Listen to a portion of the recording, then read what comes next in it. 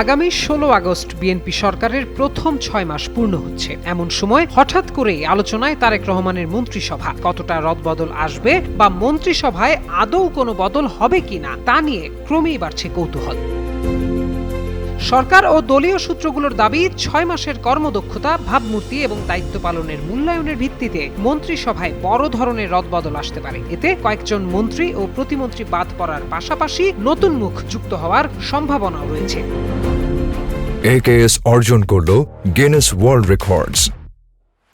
AKS প্রধানমন্ত্রী কার্যালয়ের সংশ্লিষ্ট সূত্র জানায়, গত ৬ মাসে মন্ত্রীদের কার্যক্রম নিয়ে সরকারের ভেতরে ও বাইরে পর্যালোচনা চলছে। বিভিন্ন মন্ত্রণালয়ের কাজের গতি, প্রশাসনিক দক্ষতা, জনসম্পৃক্ততা এবং সরকারের ভাবমূর্তি রক্ষায় ভূমিকা মূল্যায়ন করা হচ্ছে।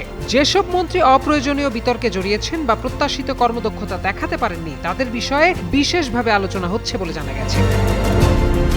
সূত্রগুলো বলছে, বর্তমানে ২৪ মন্ত্রী ও ২৪ প্রতিমন্ত্রীর কর্মদক্ষতার মূল্যায়ন চলমান রয়েছে। সেই মূল্যায়নের ফলাফলের উপর ভিত্তি করেই মন্ত্রিসভায় পরিবর্তন আনা হতে পারে। একই সঙ্গে গুরুত্বপূর্ণ কয়েকটি মন্ত্রণালয়ের দায়িত্ব পুনর্বণ্টন এবং প্রয়োজনে মন্ত্রিসভার আকারও বাড়ানো হতে পারে।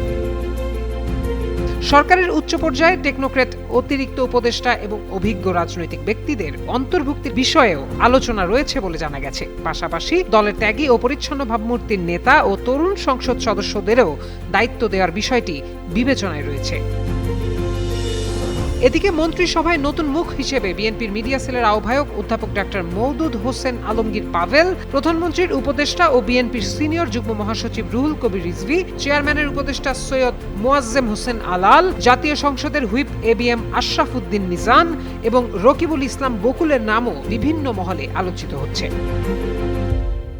সরকারের শরিক ও সমমনা দলগুলোর মধ্য থেকেও কয়েকজন নেতাকে মন্ত্রিসভায় নেওয়ার আলোচনা রয়েছে। এ তালিকায় নাগরিক ঐক্যের সভাপতি মাহমুদুর রহমান মান্না, সংসদ সদস্য ব্যারিস্টার আন্দালিব রহমান পার্থ, শাহাদাত হোসেন সেলিম এবং বিপ্লবী ওয়ার্কার্স পার্টির সাধারণ সম্পাদক সাইফুল হকের নাম বিভিন্ন সূত্রে উঠে এসেছে। মন্ত্রিপরিষদ বিভাগ সংশ্লিষ্ট সূত্র জানায়, বর্তমানে অন্তত ১২ মন্ত্রী ও প্রতিমন্ত্রী একাধিক মন্ত্রণালয়ের দায়িত্ব পালন করছেন। অতিরিক্ত দায়িত্বের কারণে কিছু মন্ত্রণালয়ের স্বাভাবিক কার্যক্রম ব্যাহত হচ্ছে বলে মনে করছে সরকার। এজন্য দায়িত্ব পুনর্বণ্টনের বিষয়টিও গুরুত্ব পাচ্ছে। প্রত্যয় দাস, যুগান্তর নিউজ।